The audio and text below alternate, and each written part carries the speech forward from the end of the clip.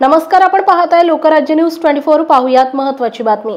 Bank खाते अद्ययावत करण्याची बतावणी करून सायबर चोरट्यांनी ज्येष्ठ महिलेच्या खात्यातून 1,38,00,000 रुपयांची रोकड चोरून नेल्याची घटना उघडकीस आली आहे। याबाबत एका ज्येष्ठ महिलेने सिंहगड पोलीस ठाण्यात फिर्याद दिली। तक्रारदार 64 वर्षीय ज्येष्ठ महिला सिंहगड रस्ता भागात राहिलाय। त्यांच्या मोबाईलवर सायबर चोरट्यांनी संपर्क साधला। बँकेतून बोलत असून बँक खाते अद्ययावत करण्याचं काम सुरू आहे।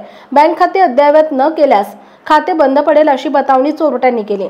त्यानंतर चोरट्यांनी महिलेच्या बँक खात्याची गोपनीय माहिती घेतली। या माहितीचा गैरवापर करून चोरट्यांनी त्यांच्या खात्यातून 1,38,00,000 रुपयांची रोकड स्वतःच्या खात्यात हस्तांतरित केली। गुन्हे शाखेचे पोलीस निरीक्षक उत्तम भजनावळे तपास करत आहेत।